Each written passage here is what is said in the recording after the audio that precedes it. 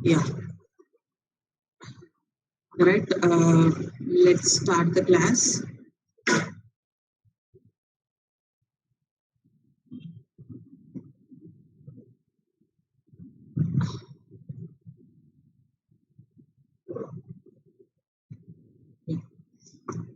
So you all know that your second unit is all about process management, right? So when we are discussing in the first unit, we have seen like what are the main responsibilities of the operating system, right? So in that, the process management, memory management, synchronization, all these are there, right? So in this, the main important one is process management. So when the process management required, when is in the multi-programming system, right? So what they mean by multi-programming system? Multi-programming system means multiple programs are running simultaneously, right? So what is the main idea of this multi-programming system? Someone please tell me. The last class we discussed, right, about the multi-programming system. So what is the main idea of that and what is the advantage of having the multi-programming system? Please, someone answer me.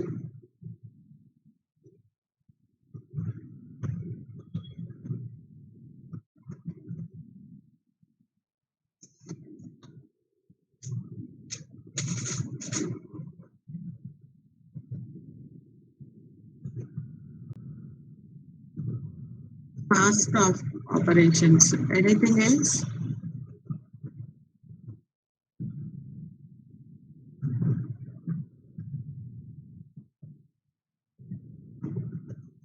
Anything else? To reduce CPU idle time. Okay, very good. Yes, yes, very good. Abhinav, encourage CPU utilization. Right? So, yeah.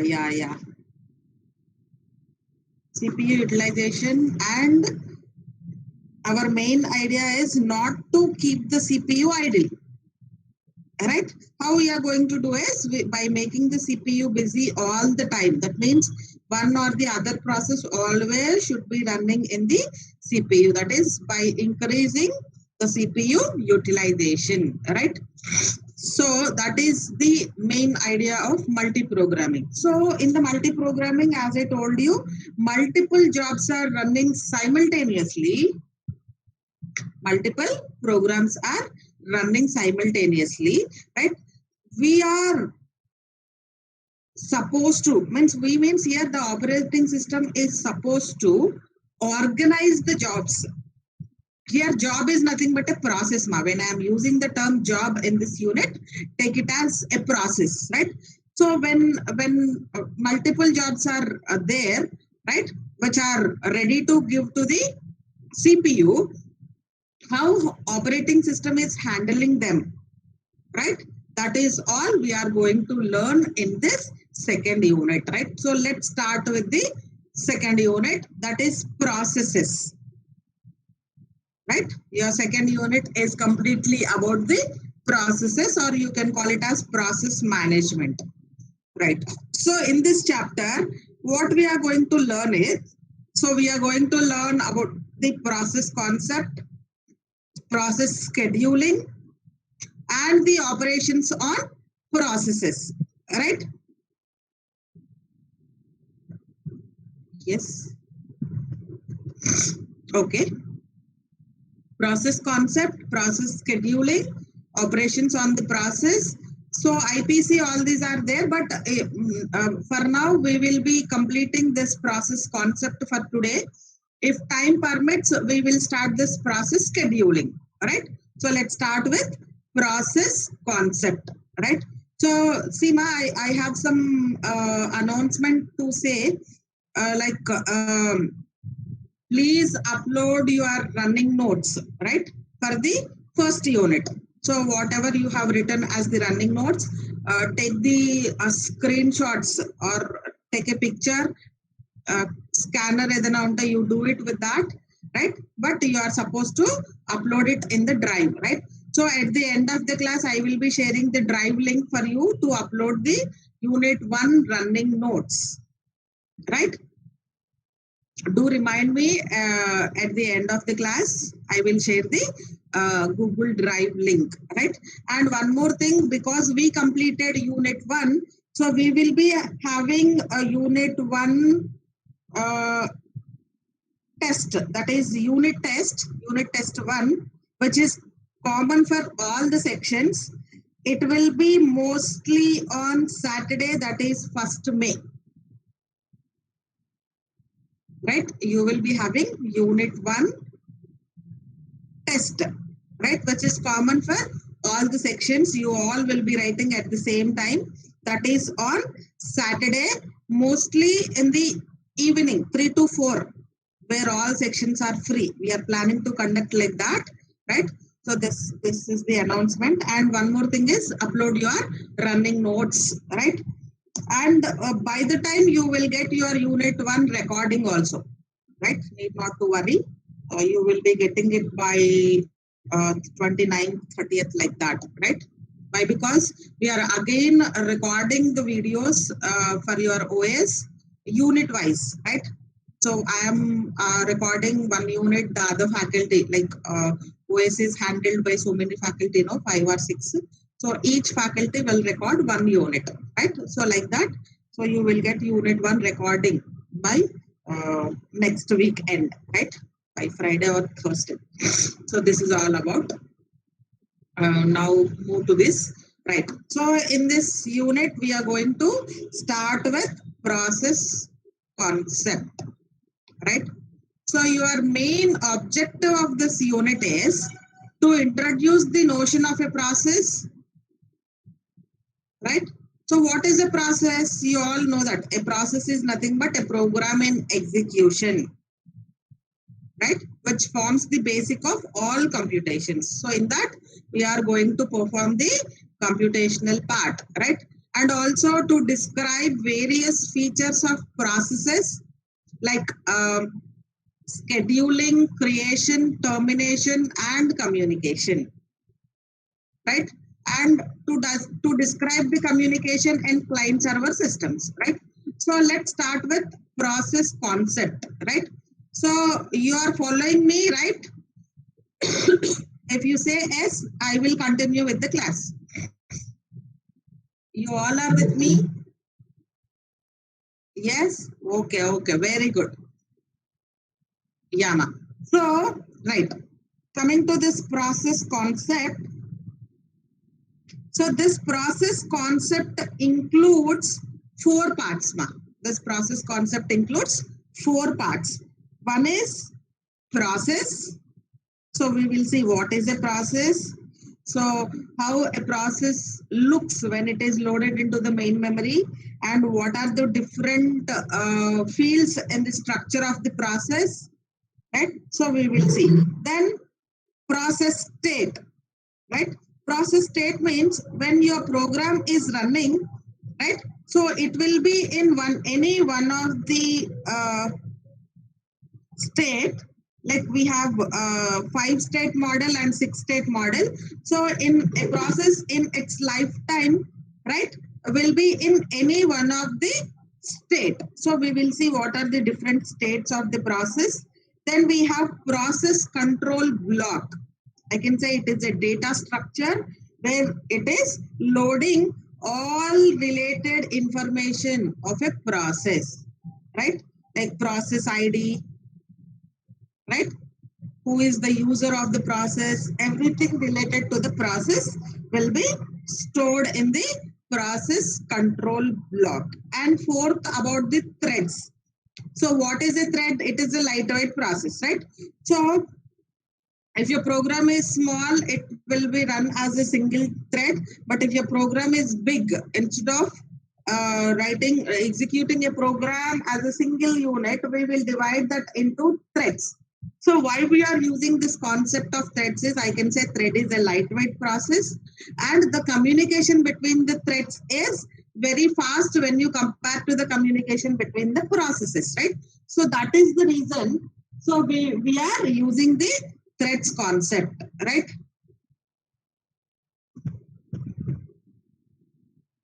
Now let's start with the process, right? So a process can be a program in the execution, or else I can say it is the unit of the work in a modern time sharing system. If you're going to time sharing system, I can say it is the unit of the work, or else I can say it is a program in the execution.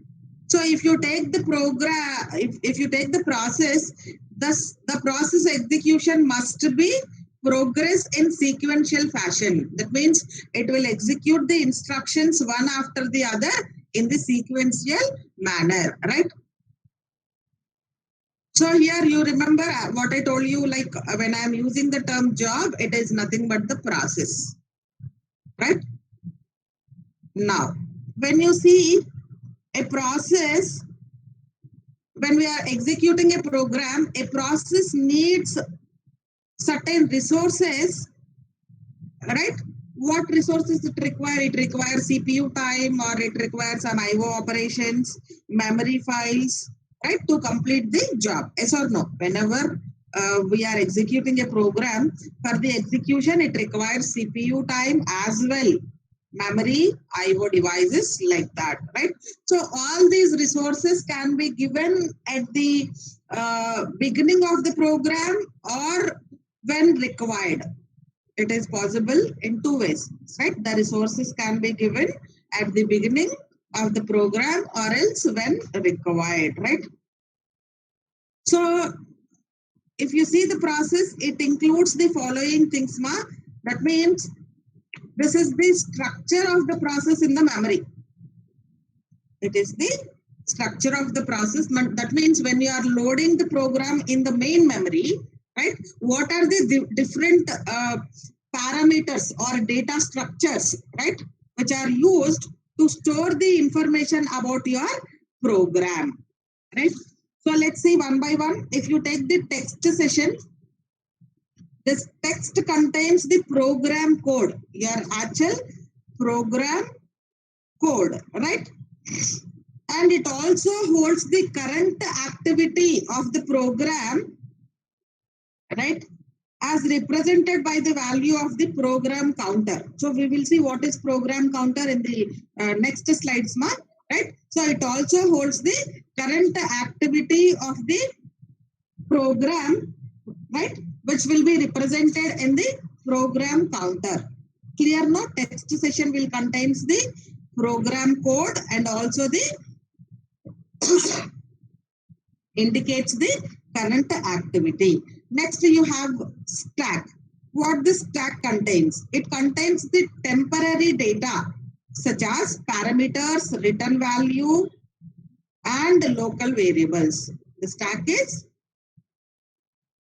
used to store like the temporary data, right? So when you are executing the program as a part of the execution, what it requires, right?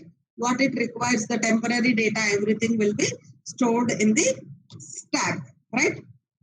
And also like function parameters, return address.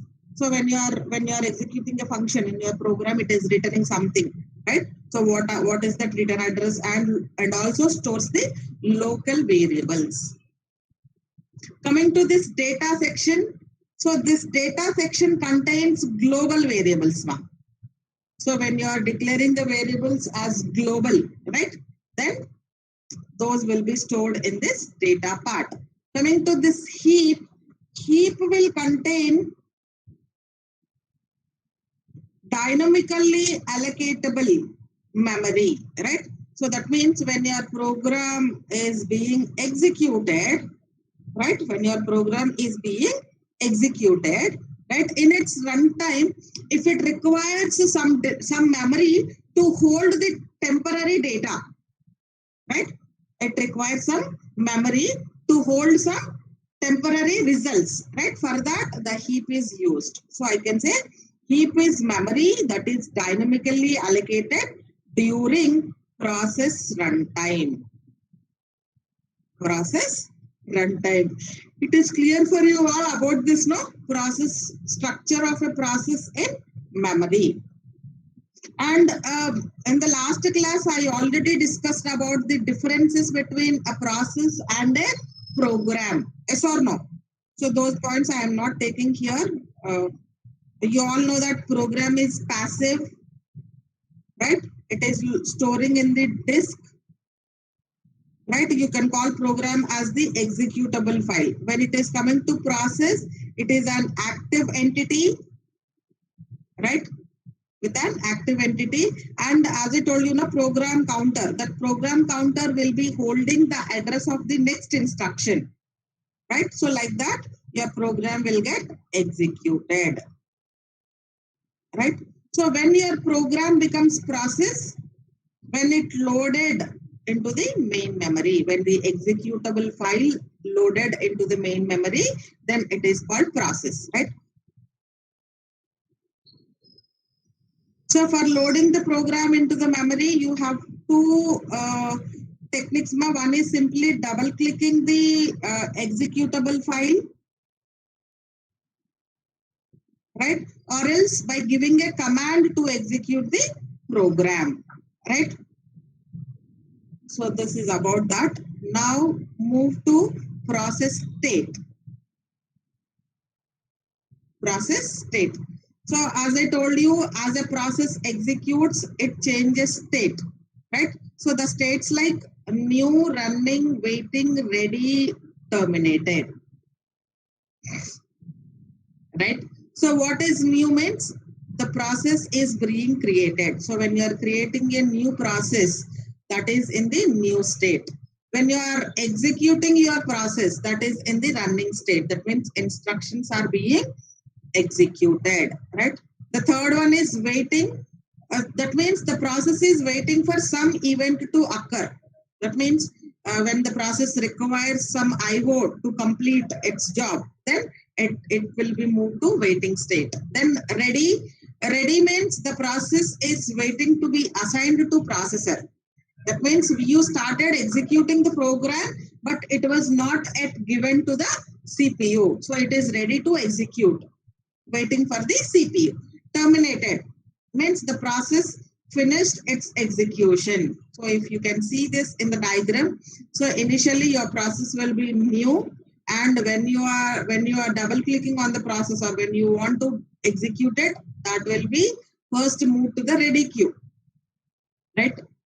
From the ready, using the scheduler dispatch. Why? Because it is a multi-programming environment. We have a scheduler which will give your process to the CPU, right?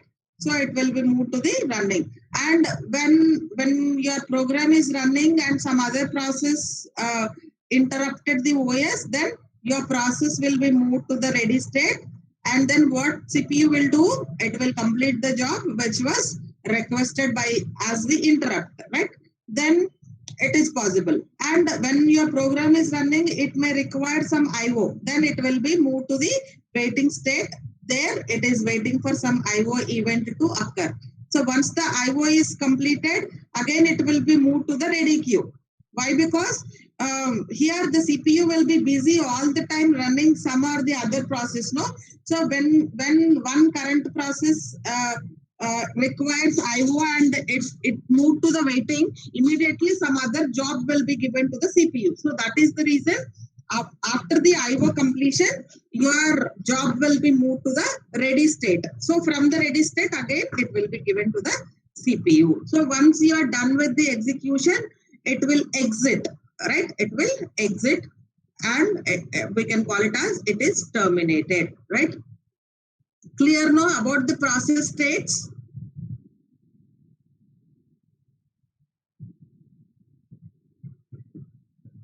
No, man, no one is waiting here. See, I want to clarify you one thing. Here, auto admit option is there, ma. That means I need not to allow them. They will automatically will be admitted to the class. So if someone is waiting, I will get a notification here. No, it is not like that. And see, I have this Google Meet auto admit. That means it will automatically admit the students into my classroom, right? You can see this. I don't know why they are getting the problem, right?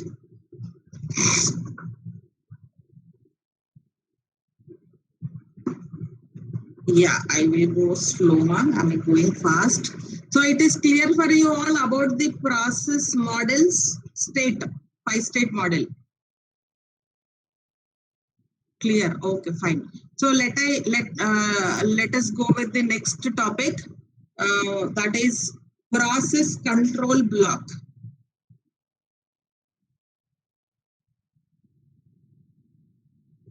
So here one point I want to mention, at any time only one process will be running in the CPU, right? That point you can make it as a note.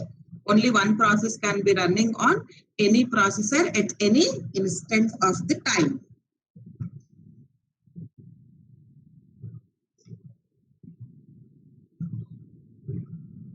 Yes, now I got the request. Let me see.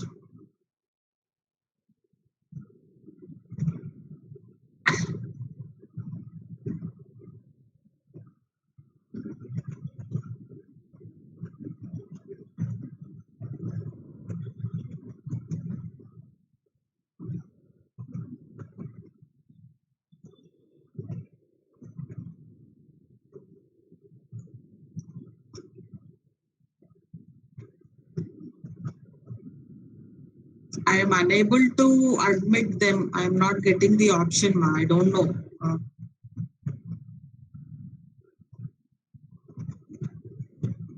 Actually, they will be admitted automatically. The thing is, so this part I am unable to do it. I don't know.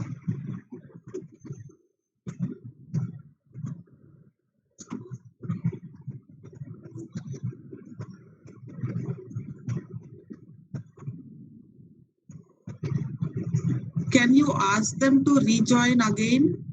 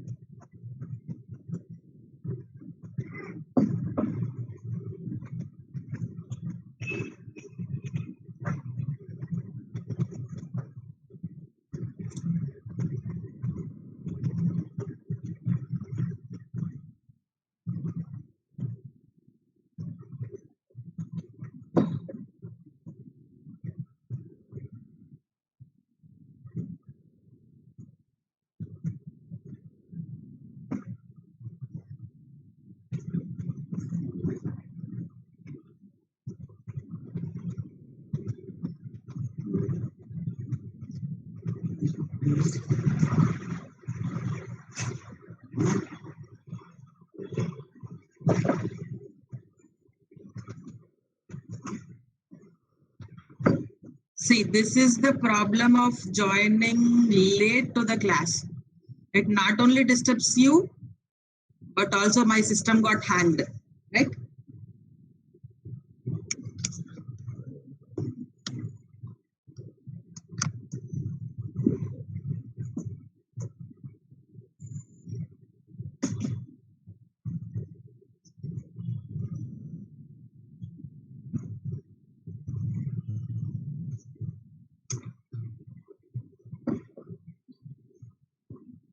Can you able to hear me?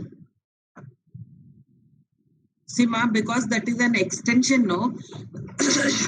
uh, uh, it is getting stuck somewhere, right? So better before I start the class, if everybody joins, no, there will not be any disturbances like this.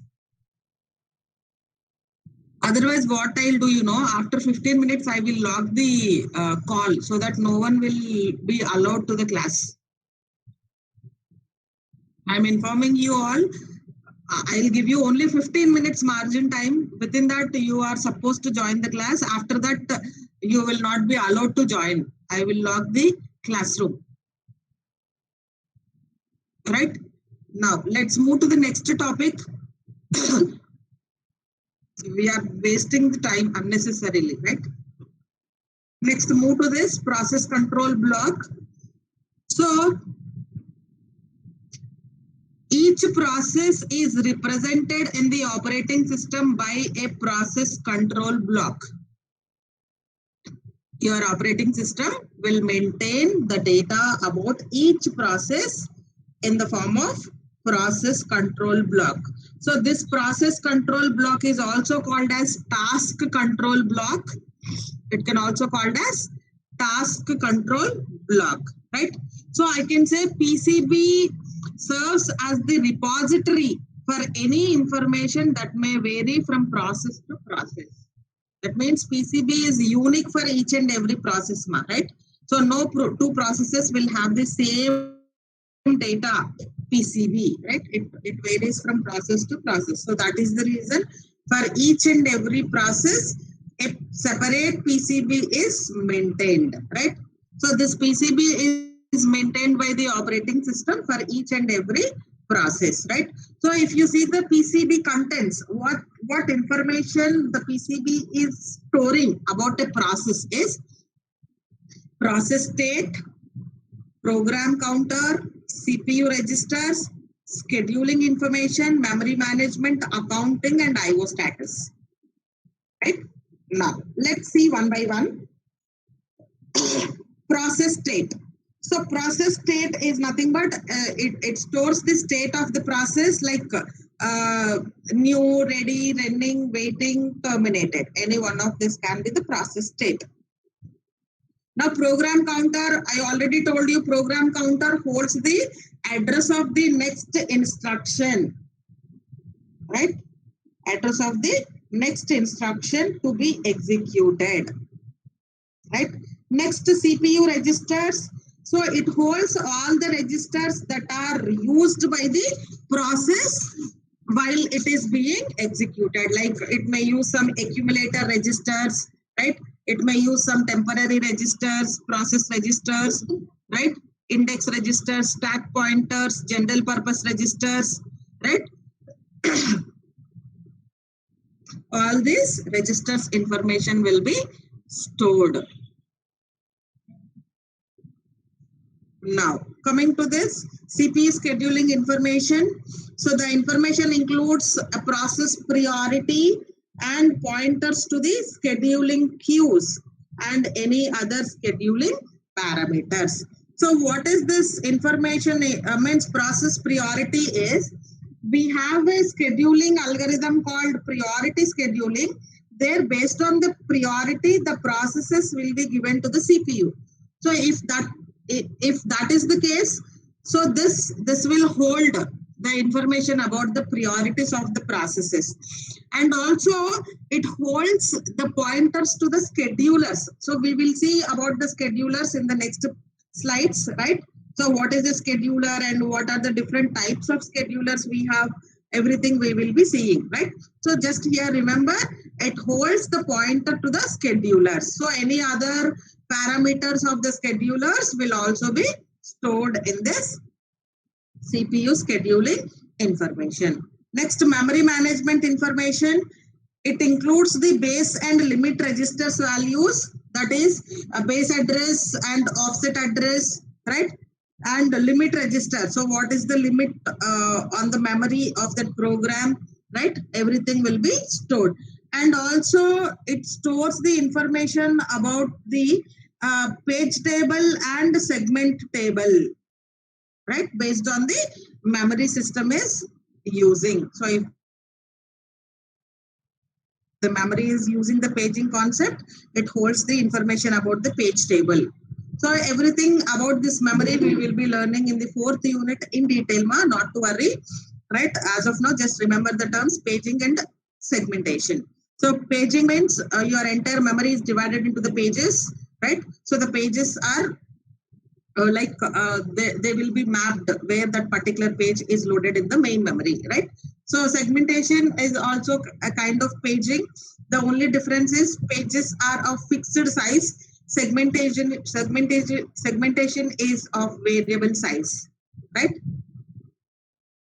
So next, accounting information. Accounting information, like it includes the amount of CPU allocated to the process, and in real time, how much time a process spent on the process, like in the CPU.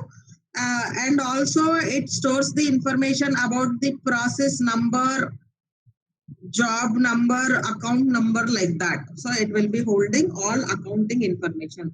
So how much time your process spent on the CPU, and what is the process ID. So to identify each and every process, the operating system is giving the process IDs to the processes, right? So it is an integer value. Next, IO status information. IO status information means it holds the information about what are the IO devices that are allocated to the program. Not only the hardware, what are the files, right? It is opening while it is being executed, right? So in your code, you may have written a statement like open file 1, open file 2, like that. When you are opening a file, if you have an instruction like open file, that information will be stored in this IO status information. Clear? Right? Now, it is showing a simple diagram like how a CPU switches from process to process. So initially it is executing process P0, right? And it received some interrupt call, right? Then what it will do, it will store the current status of the P0 in PCB, process control block, right? And it will serve that interrupt. It will serve that interrupt.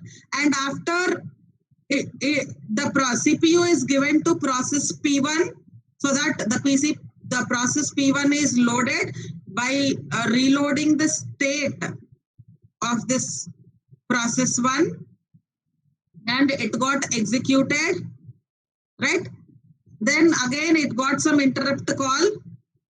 Then it will save this process and the CPU will perform some other things. Then after, it will come back to P0. P0 will be loaded, reload the state of P0, then execute P0. So this is how a CPU switches from process to process, right? So next, about threads. About the threads, I will just give you some briefing. Why? Because we will learn in detail about the threads there. So you all know what is a thread. A thread is nothing but a lightweight process, I can say, right? But in the single processor system, a process is a program that performs a single thread of execution, right? As a single thread. But when your system is multi-programming system, multiple threads are used to execute your programs, right?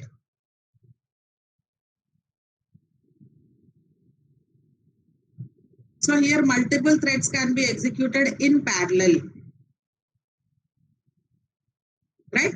So if your system is supporting the threads concept, then your process control block is expanded to include the information about each thread. That's all, right? So that is about the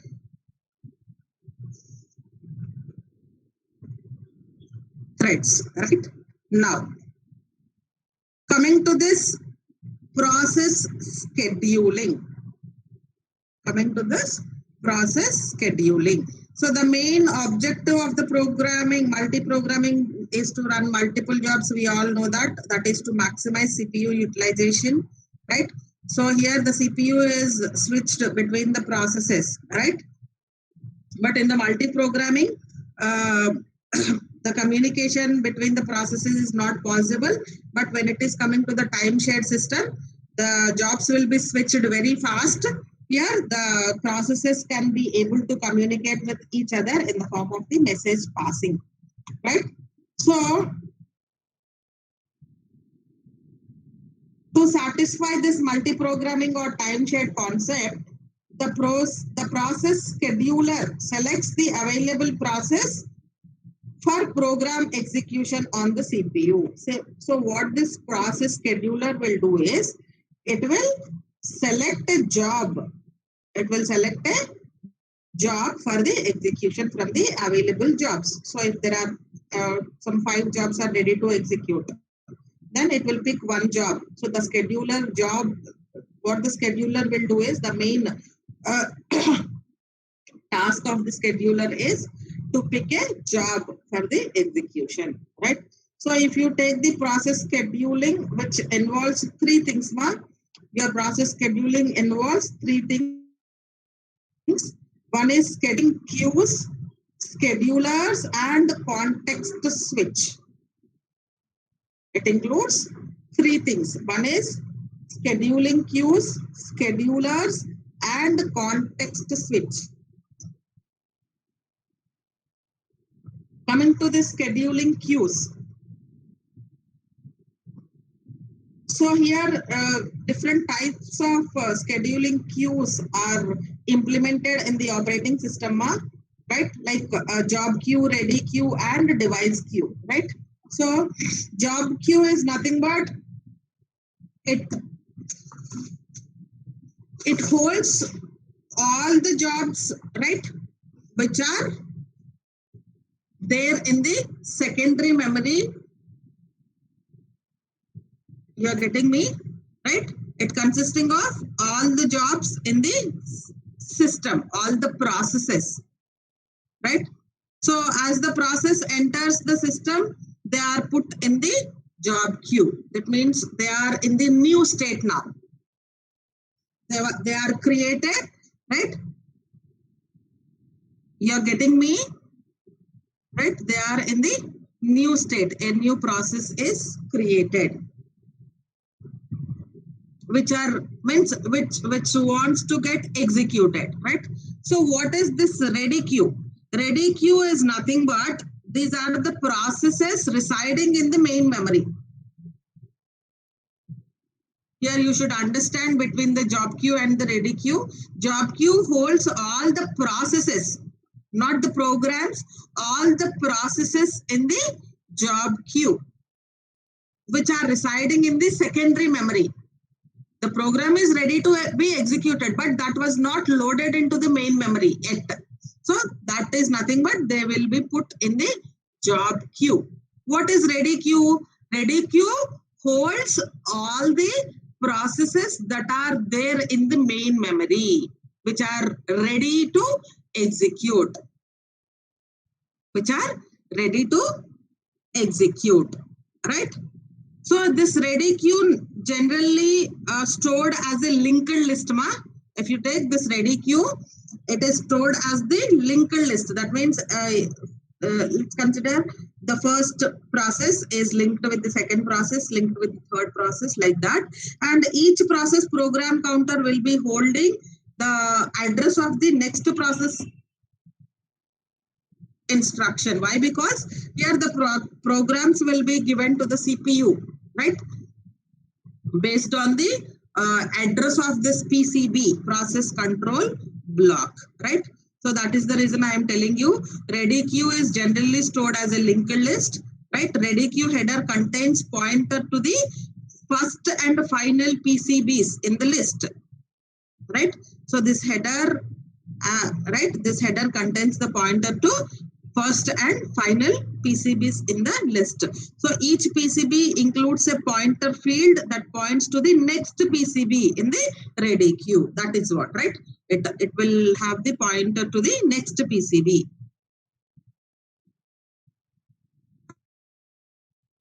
And also we have one more queue, right? Device queue. So this device queue means here each IO device in your system is having a device queue, right? So it will hold all the processes which are waiting for that particular device. This device queue holds the processes which are waiting for the IO device, right? So here the processes migrates among the various queues. That means a program from the job queue will be loaded to ready, from ready to device queue like that, right? So here one example was given about the device queue. Here ready queue versus IO device queue, right? So initially your program is in ready queue, right? The process are in the ready queue. As I told you, they will be linked together, and this will be holding the end of the PCB like that, right? Then see, these are the magnetic tape, unit 1, unit 2, disk, terminal. These are the different IOs, right? So here this disk requires the disk is the device, no? So which was required by the PCB 3, 14 and 6. So why I am having different numbers is, as I told you, PCB is unique for each and every device, right? So in this device queue, these 3 processes are waiting for the disk, right? And this B5 process is waiting for the terminal. So this is how the device queue is maintained and the ready queue is maintained, right? Now, so this is the representation of process scheduling, ma. So initially your program is loaded into the main memory, that is in the ready queue, and from ready queue a process can be given, it can be given to the CPU, right? And while it is in the CPU, right, the process may request for IO for its execution. Then your process will be loaded to the IO queue and IO operation will be performed, and again it will be moved to ready queue. Or else if you are using a scheduling algorithm which is including the time slice, if you take the round robin scheduling algorithm, it is using the time slices. That means it will give each process a certain amount of time. So if the time is completed, even though if the program is not completed, it will be taken out of the CPU. Or else when you are executing a program, that process may create some other process. When a process can create some other process, right? So the process which is creating the process, right, that is called parent process, and the created process is called child process, right? So here fork is the command in the Unix which is used to create the child process, right? So that is this fork a child, then your child will execute. Once the execution of the child is over, again your program will be moved to the ready state. Or else when your program is being executed, some other process interrupted your CPU, right? So that it will be moved to the waiting state, right? Then once the interrupt is occurred, then your program will be loaded to the ready state. So this is the representation of process scheduling, right? So you can also call it as queuing diagram. You can also call it as queuing diagram, right? So ready queue, you have added. When it is going for devices, it is having the device queue, right?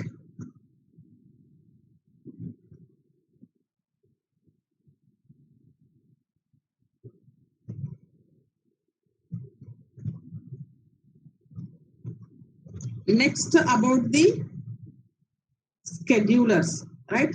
So as I told you, your process scheduling includes 3 parts. One is scheduling queues, just now we discussed about. Then you have schedulers, then context switch. So let's see about the schedulers, ma. So what the schedulers will do, right? So you have 3 types of schedulers here. One is long-term scheduler, short-term scheduler, and medium-term scheduler, right? So what this long-term scheduler will do is, it will select the processes, right, should be brought into the ready queue. That means its job is to load the programs from the secondary memory to the primary memory, that is main memory, right? So this long-term scheduler is called job scheduler, right? From the job queue to ready queue, it will load the programs, right? You are getting me?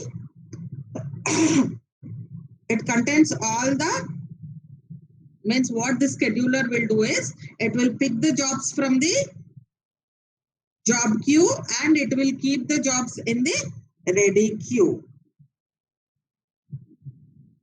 That is from the secondary memory to the primary memory, right? You are getting me, no? So this long-term scheduler executes much less frequently, ma. Why? Because what's its job? Simply it will dump the set of programs into the main memory and it will be idle for the long amount of time. Again, once all the jobs in the main memory are over, then again it will select the pool of jobs. It will select the group of jobs and again it will load in the main memory. So that is the reason I can say the long-term scheduler executes much less frequently. Right? And I can also say one more point about the long-term scheduler is this long-term scheduler controls the degree of multi-programming. That means number of processes in the main memory. So why I am telling this long-term scheduler controls the degree of multi-programming is, so how many number of jobs your long-term scheduler is picking to load in the main memory, those many number of programs are only being executed in the main memory, right? So in that multi-programming, only those many jobs are included, right? Only 6 jobs are loaded in the main memory. That means multi-programming is happening with the 6 jobs. If only 4 jobs are loaded in the main memory, multi-programming happens only with the 4 jobs. So that is the reason I am telling multi-programming, the degree of multi-programming is controlled by the long-term scheduler. Now, what the short-term scheduler will do?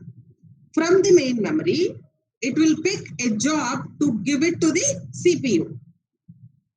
Right? It selects which process should be executed next and allocates the CPU. Short-term scheduler, what it will do is from the main memory, it picks a job and gives to the main memory. Clear? Right?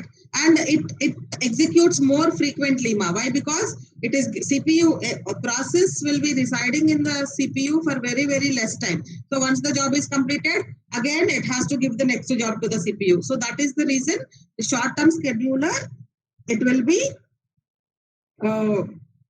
executing most frequently, I can say. Right? So the short-term scheduler must be very fast because of the short time between the execution of the processes. So that is the one more point about the short-term scheduler. It has to be very, very fast. Right? Next, medium-term scheduler.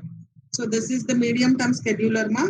So medium-term scheduler, what it will do is, so it will be doing this swapping part, swapping in, swapping out. That means your program is in the main memory, right? But you want to load some next instruction, there is no space in the main memory, then your job will be taken out of the main memory by calling this swapping out. That is partially executed program will be swapped out to the job queue, right? It will be loaded into the secondary memory. And then whenever again this program is called, again it will be swapped in into the main memory. It will be swapped in into the main memory. So this thing will be done by the medium-term scheduler, and also medium-term scheduler will do this taking the jobs from the CPU when the job requires some IO, right? When the job requires IO, this can be done. So that is the reason the medium-term scheduler, it will do two things, ma. One is swapping, right? And it will move the process from CPU to IO queue and IO queue to ready queue, right? This is all about your schedulers, right? And if you take the processes, you can divide your processes into 2 types, ma. IO bound processes and CPU bound processes, right? So your processes can be divided into two types: IO bound processes and CPU bound processes, right? So what do you mean by IO bound processes? Means if your process is spending more time doing the IO, those are called IO bound, right? And CPU bound means if your process is spending more time on the CPU, then that is called CPU bound process, right? So here the long-term scheduler has to pick the job, right? It has to select a good process mix. It should not select all IO bound only. Then CPU will be idle for more time. It should not select all CPU bound only, so that IO will be idle for long time. So here the long-term scheduler, when it is loading the programs into the main memory, right, it has to select a good process mix of IO bound and CPU bound, right? Why? Because if all are IO, CPU will be idle. If all are CPU, IO will be idle. So that is the reason the system should maintain the combination of CPU bound and IO bound processes, right? Then the performance will be increased, right?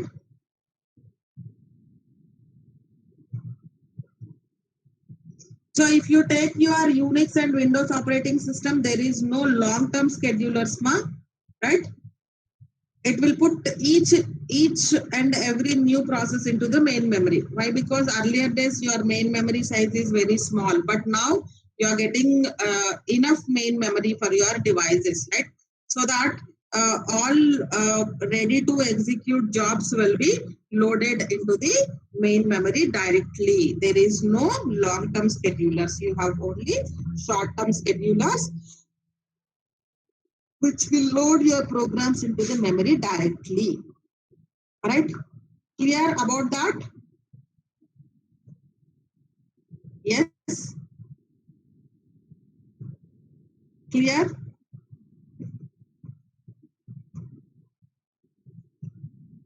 Okay, ma. Give me 2 minutes break. I will have some water and come. Right? Next we will see the context switching, then operations on the processes, like creating a process and terminating a process, right? So with that, we will end today's class. Then you have the quiz, right? So give me 2 minutes break. I will be back. Thank you.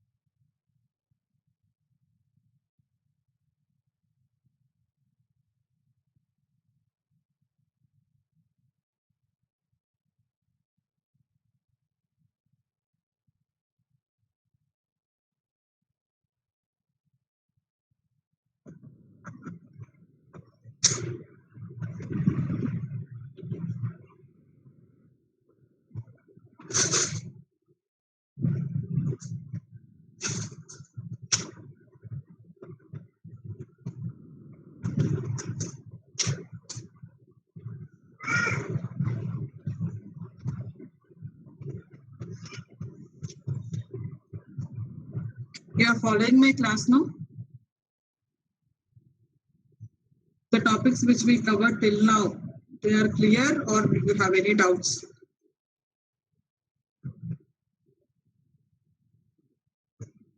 Please respond.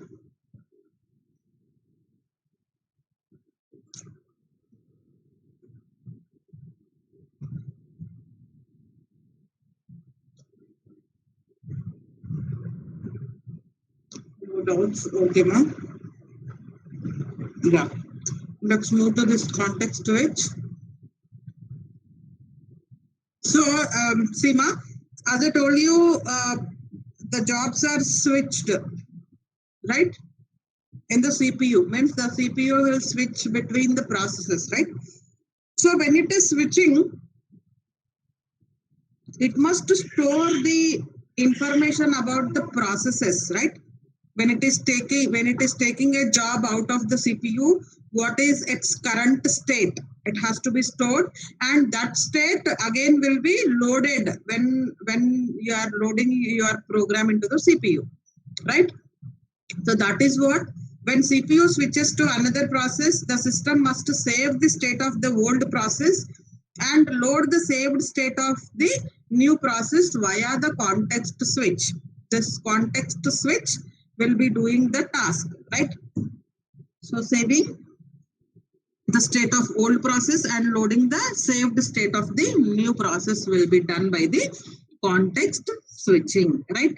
So this context switch information actually will be stored in the PCB, right? When a context switch occurs, the kernel saves the content of the old process in its PCB, right? But here the only thing is your context switch time is completely a overhead, I can say. Why? Because when this switching is happening, the system is not doing any useful thing. Your CPU time will be idle. Why? Because in that meantime, the CPU is not doing anything. That is the reason I'm telling context switching is always a overhead. The context switch time is overhead. The system does no useful work while switching. So how much time it is taking for the switching is completely depends on the hardware. It completely depends on the hardware, right? So that is about the context switch. Now coming to this, operations on the process.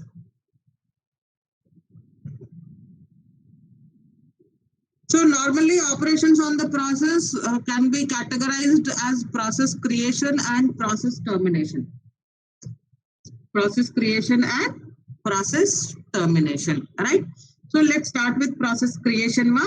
During the execution of a process, when you are executing a program, right, in its lifetime, a process may create several new processes. It may create several new processes.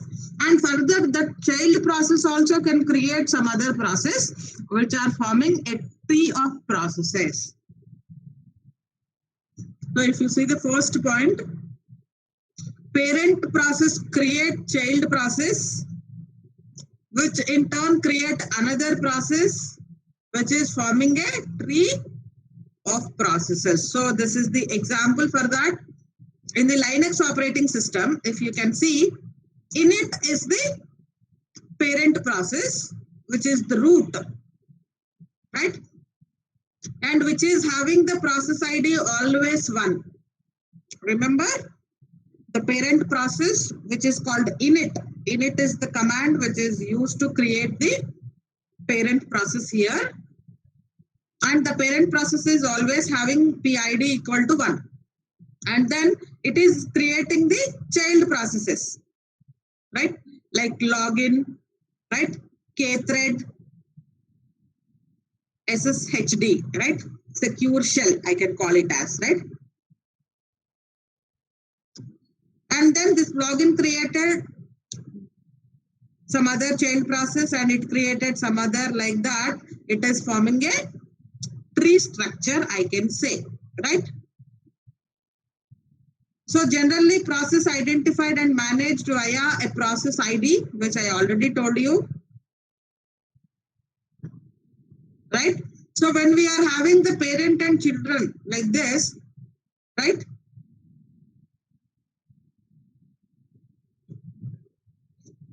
When it is coming to resource sharing, here the parent and children can share all the resources. So these are the different possibilities with the resource sharing and the execution with the parent-child processes, right? So when in some systems it is like parent and children can share all the resources. Here the children can share only the subset of the parent resources, and parent and child share no resources. So here they both are not sharing any resources. Parent having its own resources, children having its own. Here a subset of the parent resources are shared with the children. And when it is coming to execution, parent and children execute concurrently. Right here, without any relation, the parent can execute and the children can execute. But here always remember, the parent should wait until the children terminates. Children terminate ayin tarvata, parent should get terminated, right? How it will terminate? By going into the waiting state, right?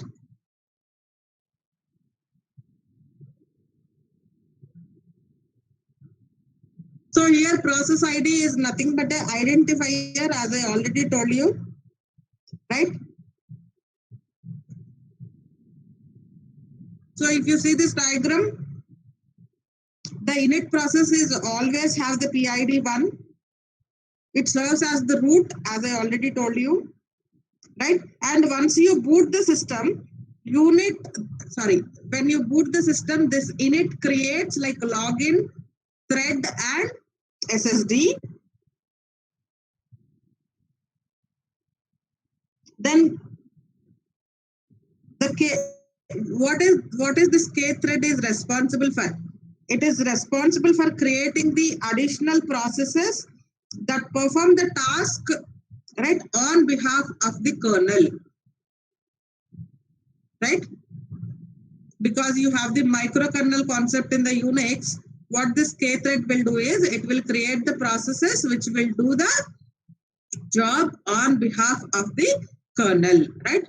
And coming to this SSD, SSHD, right? It is responsible for managing the clients that connect to the system by using the secure shell. So by using the secure shell, if any users are logging into your system, then it is the responsibility of the SSID for managing the clients, right? So with this login, any user can log in into the root system, right? For accessing like a web page, you can browse on the web, or else you can get the access to the print server, like that, right? And in Unix, to see the active processes, there is a command called PS. PS is the command used to obtain the list of processes, right? PS. If you give PS in the Unix operating system, it will give all the available or current executing processes in the system, right? And when a process is creating a child process, it will need some resources. No, we all know that it requires CPU time, file, IO, right? All these are required for the child also, right? Here, the child may be able to obtain the resources from the CPU directly, or else it can share the resources with his parent also, right?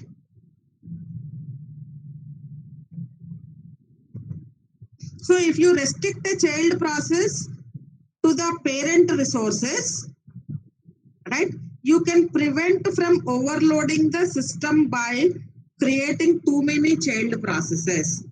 So if you are not allowing the child process to use the parent resources, we are reducing the overload on the system, right? Why? Because the child can, when we are giving the resources to the child process, again the child, for using those resources, it may create some other processes.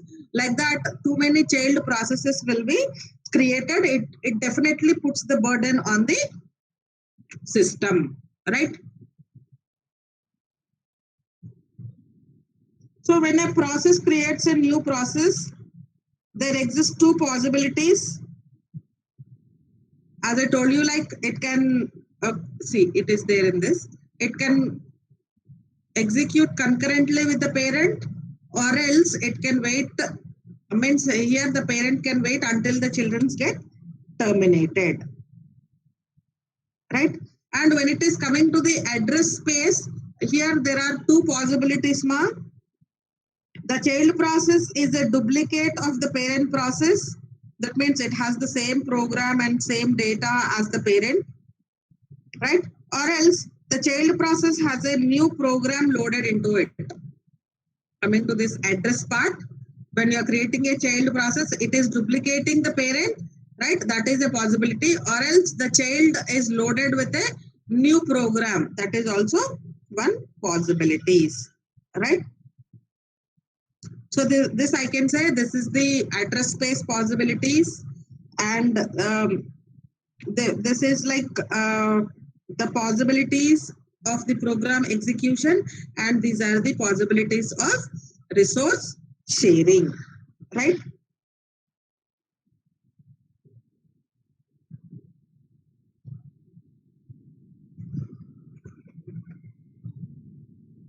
So as I told you, we will be discussing about the Unix example for the process creation and the termination. So we have some commands for process creation, right? So fork is the command which is used for creating the new process, right? So when the parent is calling fork command, right, then a new child process is created, right?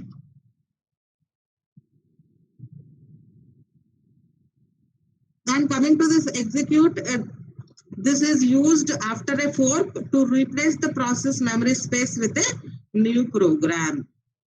That means first it creates a dump of that, no, then in the child process, the memory space is loaded with the new program. For that, execute will be used, right? So it is what this execute will do is it loads the binary file into the memory, right, and starts it execution.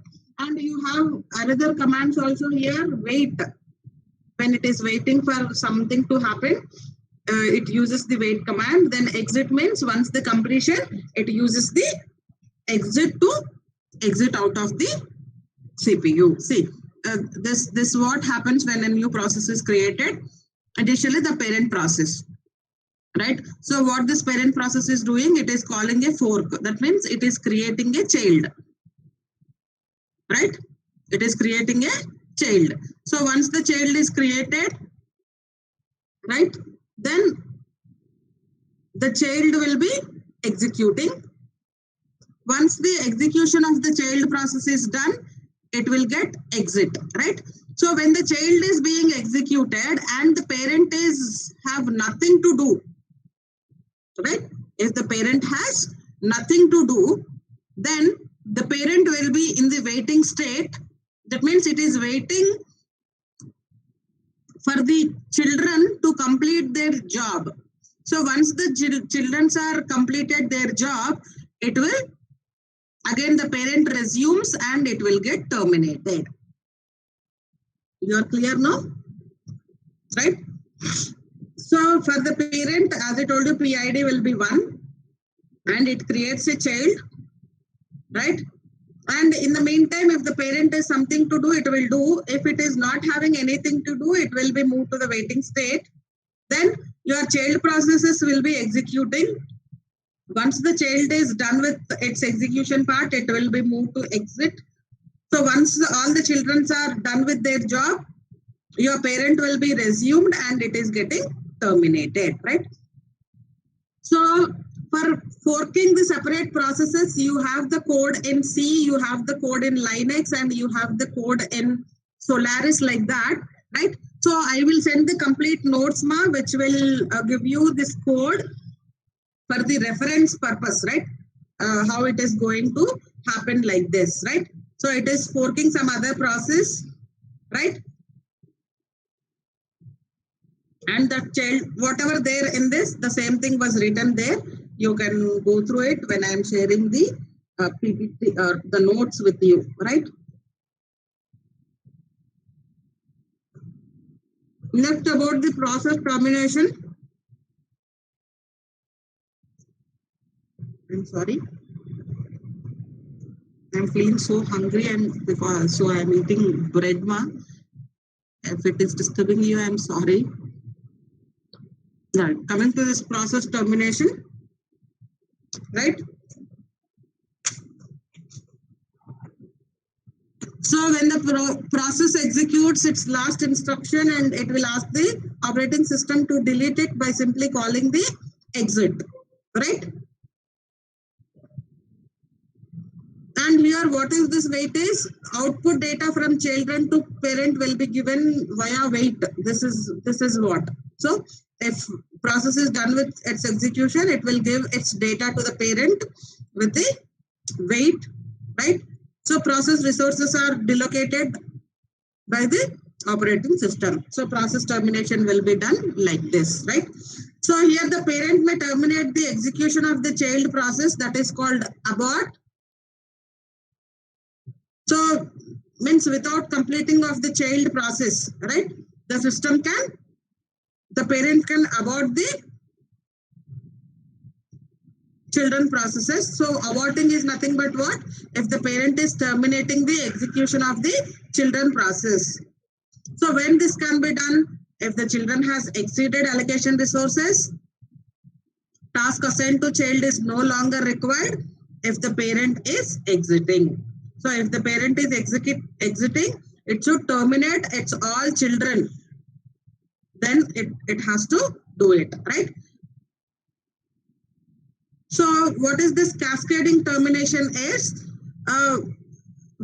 When your parent terminating, it will forcibly terminate all its children systems. That is called cascading termination. Right? That is called cascading termination. So here I will give you two definitions for zombie process and the orphan process. Right?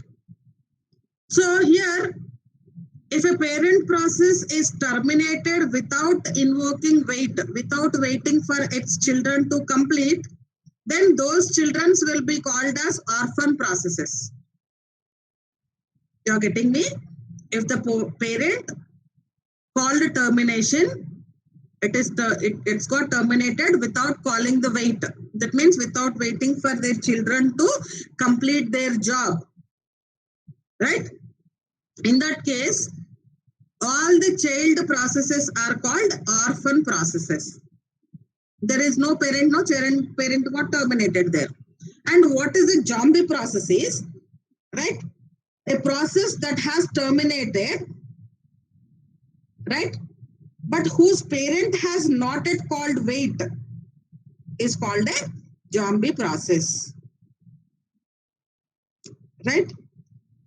A process that has terminated, but whose parent has not yet called wait is known as zombie process. That means if a process without informing to its parent, if this child process got terminated, that process is called zombie process, right?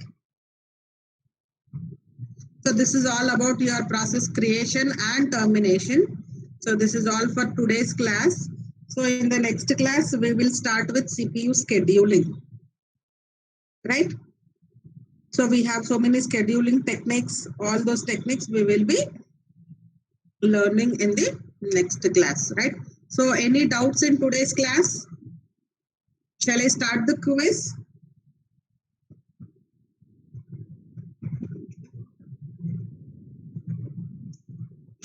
Yes or no? Please respond. Yes, thank you, ma'am. So I am starting the quiz now.